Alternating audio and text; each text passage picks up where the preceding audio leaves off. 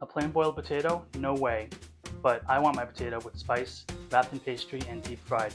So we're talking Singaras, coming up next on Cooking from the Big Red Book.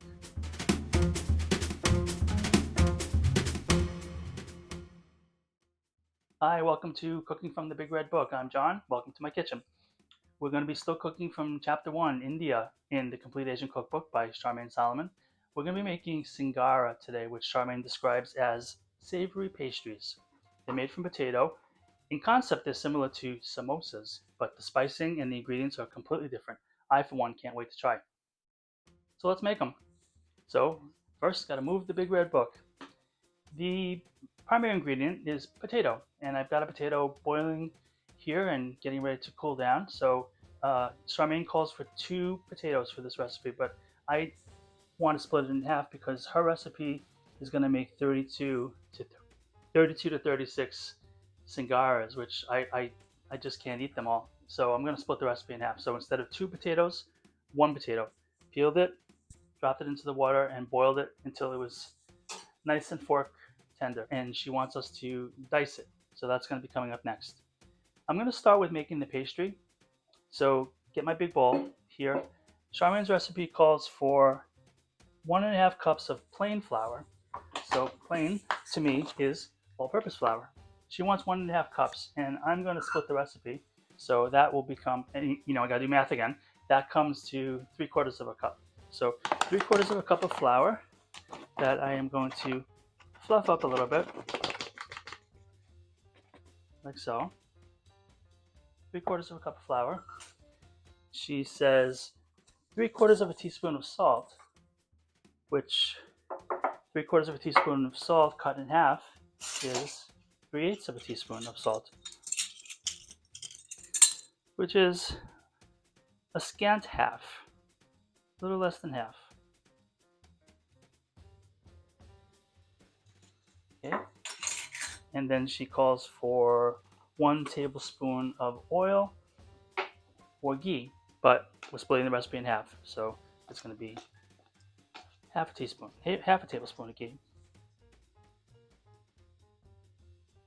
And she says 1/2 cup of water, lukewarm water. So that's 1/4 of a cup of lukewarm water.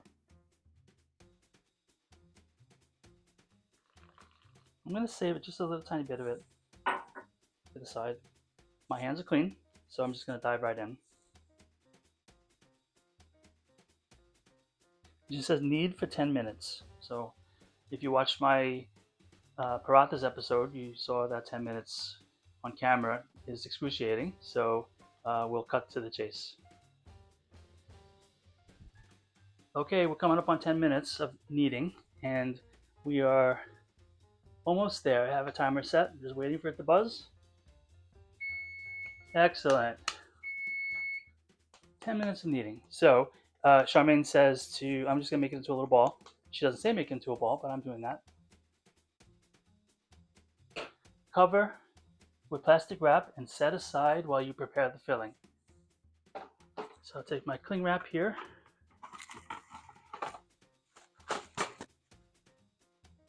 Like that.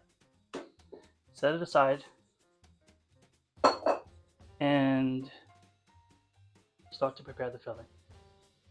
Okay, we are back with my boiled potato. Charmaine says it should be peeled and diced. She didn't say how big to dice it, but I think I have an idea because these are meant to be bite-sized pastries. All right, here's my cubes. Put them in a bowl. And remember, she wanted 2 potatoes. I'm doing 1 because I'm splitting the recipe in half. Okay, get rid of that. Now for the spices. So the thing that makes Singaras so different from samosas is the ingredients inside. There's no onion in there. There's no meat in there, and they use a special spice called panchphora, which is a mixture of whole spices. It's 5 whole spices. Let's see if I can remember now. It's cumin, mustard seed, nigella, fennel seed, and fenugreek seed. Just plain seeds, and mix them up. She calls for half a teaspoon of panchphora, and I'm gonna go with the whole half. Even though I'm only using half the amount of potatoes, I'm gonna go with the whole half of the spice. So I'm gonna use the half of the panchphora. She says 1/2 teaspoon of chili powder.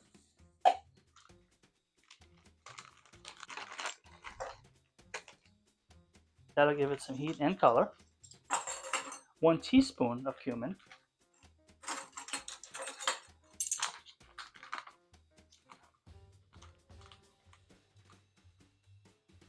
Okay. 1 teaspoon of salt.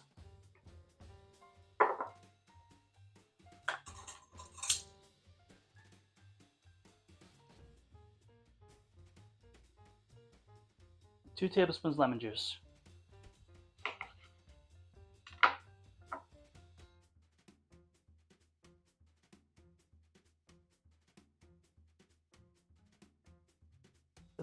For this one potato, I don't want it to be drowning in lemon juice, so I think in this case I'm going. Oh darn it! I got a seed in there. I hate that. In this case, I'm gonna just use the 1 tablespoon, which is half the amount. Let's see if I can get that seed out of there. Okay, good.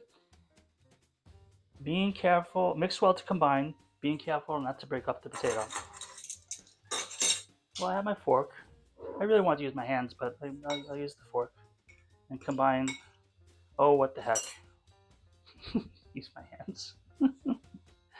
So combining the spices and the salt with the potatoes carefully, being careful not to break them up. And I think I'm doing it. Yeah, I think I'm doing a good job of it. I see everything is getting nicely covered. I don't have mashed potatoes yet. All right. I think that looks pretty good, and I think it smells pretty good too. Okay, time to make the pastry now. So we're gonna move the book, move my pin, and get my dough, my pastry out. Now remember, she had asked that we knead it until it became elastic, and it's so elasticy. So I think I got that correct. Lightly flour my work surface and my pin. Okay, so Charmaine says to take a piece of the pastry dough and make it into a ball. Doesn't say how much, so I'm just going to kind of go by eye. And here's my lightly floured work surface. She wants it to be 10 centimeters round, so I have my ruler to make sure that it's 10 centimeters. You know, I like things to be exact if I'm following somebody else's recipe. So I'm going to roll and turn,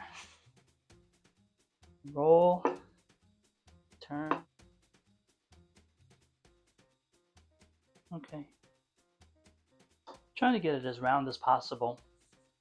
Kind of went a little wonky for me, but it is approximately 10 centimeters. Okay, well, I'm not gonna go crazy over it. She says cut the circle in half.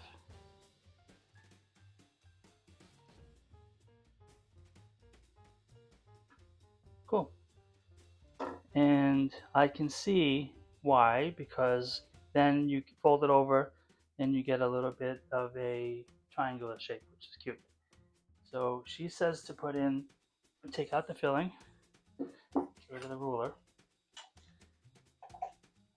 She says to put in 1 teaspoon of the filling into the pastry. That's more like 1 teaspoon, I guess. And she says to brush a little water. I don't have a brush, but I do have the water here, so I'm just going to use my fingers onto the pastry, and I guess that makes it stick. and fold it over. Yeah, I see. I see, Charmaine. I see what you mean. And press them together.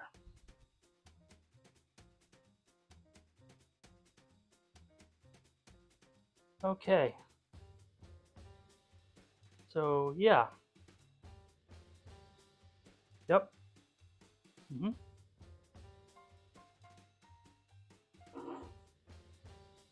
That's nice. I think that's cute. So we'll make the next one. And I'm sure that it's aspirational to get them all into a perfect triangle shape, but you know, this is my first time doing it. This one this one struggles a little bit to be a triangle, but I think it's gonna be fine. So let me roll out the rest of these, and then we will start the frying. All right, so we will get the oil ready in the meanwhile. So she says that we should heat the oil over medium, and I'm gonna use this small pot.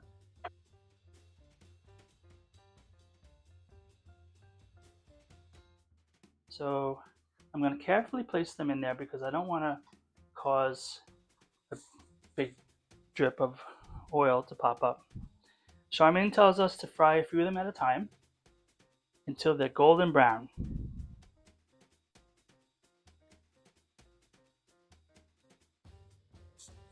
And drain on paper towels. So I've got a bunch of paper towels on a plate here ready.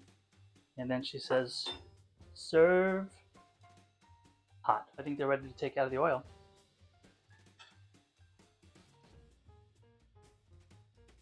Yeah, that's definitely golden brown. Looks crispy. Looks cooked. Little sexy little triangles there. So in goes the next batch. 2, 3. You know what I'm happy about too is that these did not break open in the deep oil, and neither did the ones that are floating in there right now. So score. Well, I successfully fried them, and I didn't burn the kitchen down, and I didn't burn myself, so that's good. And I didn't burn the pastries either. So we're gonna let them drain for a few minutes, and then we'll try them.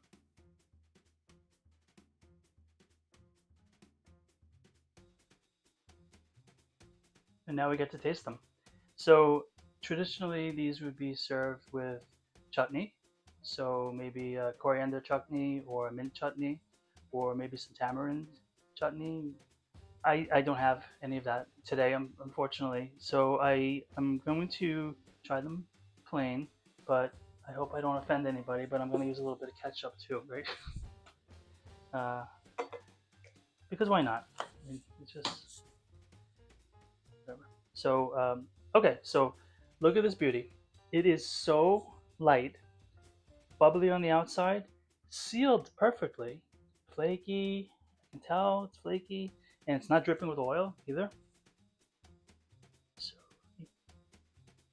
taste the pastry first. Hmm, it's so good.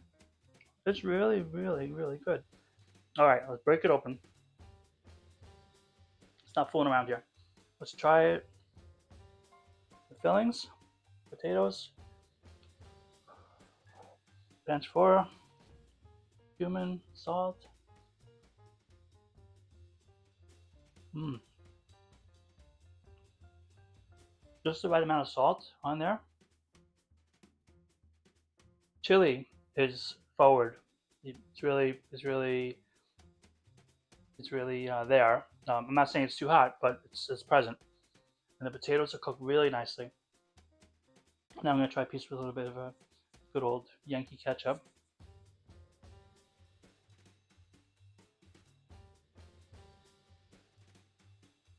No, mm-mm. Doesn't need ketchup, that's for sure. Well, I would cautiously say I nailed this, but Some of them are not perfect triangles, and I didn't have the right accompaniments to go with it. So I semi-nailed it. That's all for today. Thank you very much for watching, and I'll see you next time on Cooking from the Big Red Book.